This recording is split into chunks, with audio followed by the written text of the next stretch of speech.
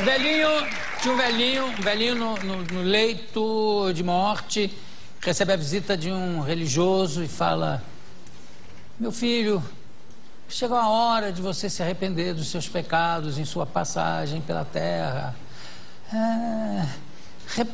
Repita comigo: eu sou pecador, renego os meus pecados e abomino o demônio. O velhinho escuta aquilo tudo e não repete. Aí o religioso insiste: meu filho, repete comigo. O velhinho calado. Aí o religioso pergunta: meu filho, por que você não quer abominar o demônio? Enquanto eu não souber para onde eu vou, eu prefiro não tomar partido. Tá certo. Eu acho que essa história é bem a propósito da minha próxima entrevista, que é com o Dr. Júlio Pérez. Por favor.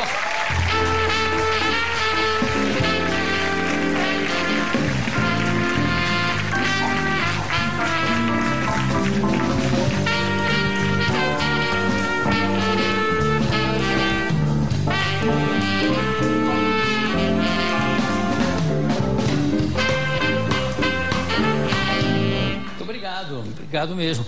O Júlio Pérez está lançando aqui Trauma e Superação, o que a psicologia, a neurociência e a espiritualidade ensinam.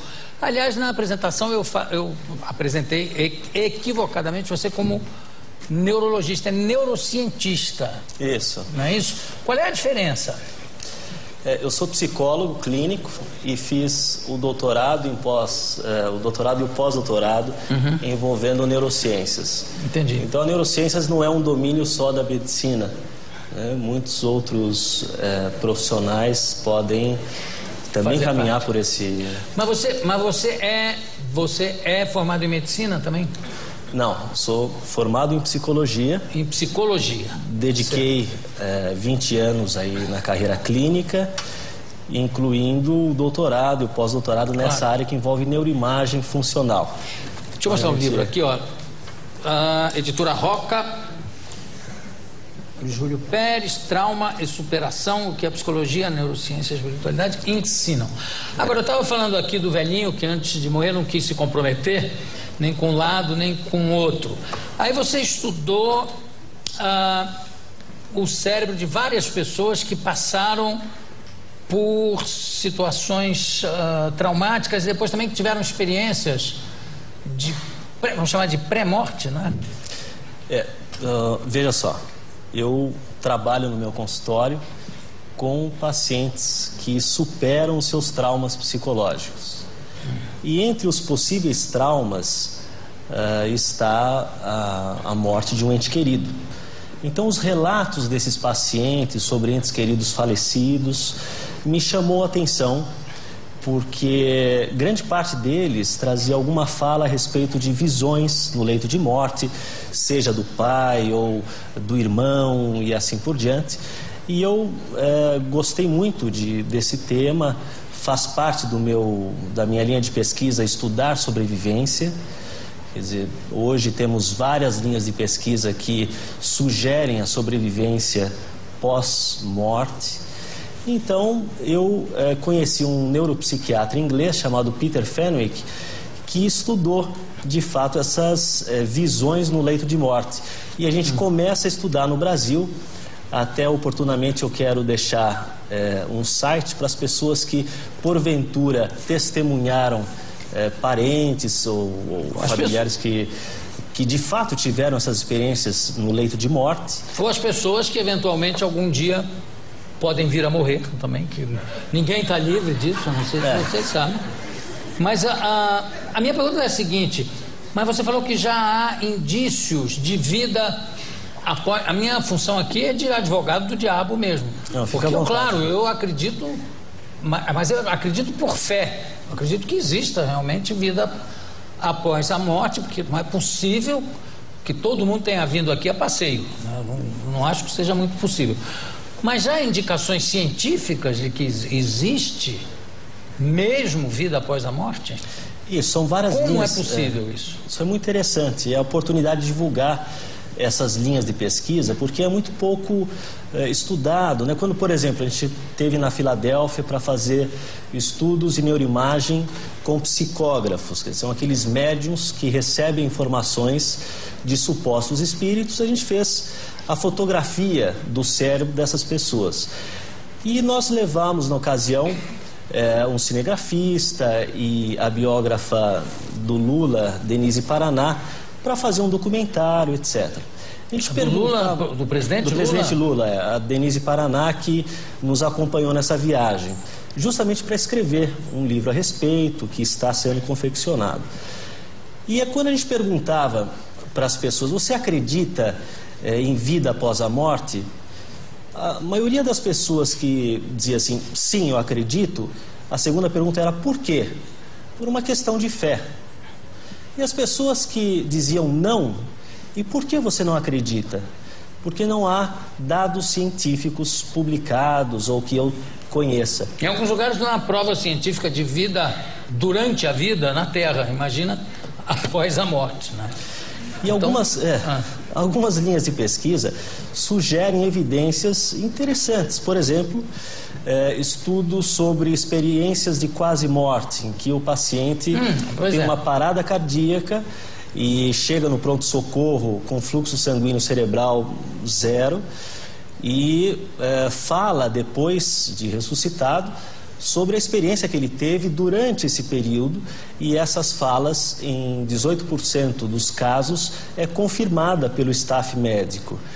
Mas como assim? De morte clínica? Isso. E de volta?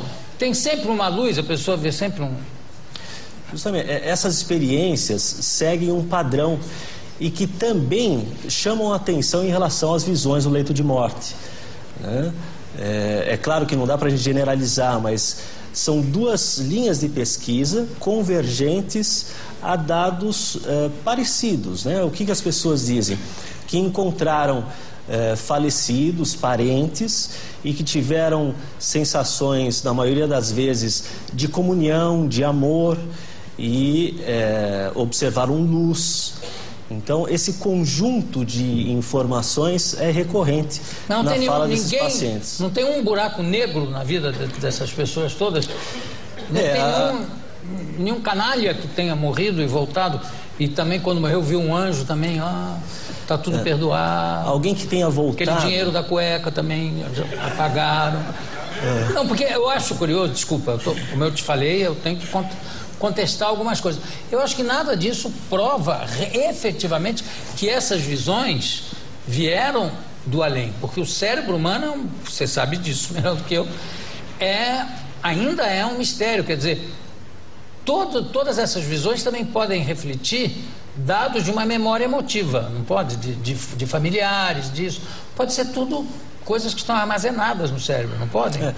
Veja, como neurocientista, a gente fez, por exemplo, publicou o primeiro estudo brasileiro que mostrou os efeitos neurobiológicos da psicoterapia no cérebro. Então, indivíduos traumatizados lembraram de situações traumáticas antes e depois da psicoterapia e, de fato, o cérebro teve assim diferentes circuitos acionados pós-psicoterapia.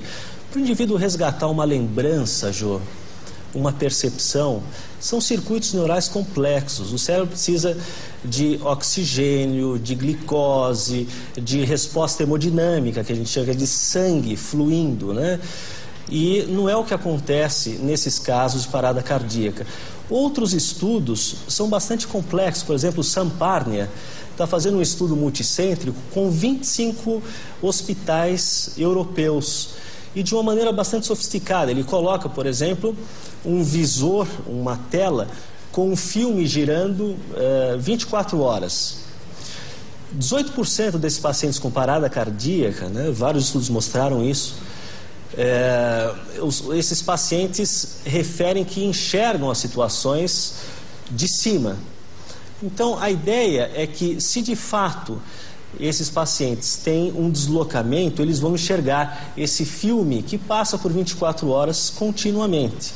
E eles vão checar essas informações com o período de fato que esse paciente esteve em parada cardíaca. Mas, perdão, essas como é que se diz, experiências extracorpóreas não provam realmente de que a pessoa, que aquilo é o espírito e que depois vai parte para um outro nível de vida. Aquilo é uma coisa que pode se extinguir também com a morte da pessoa, não pode?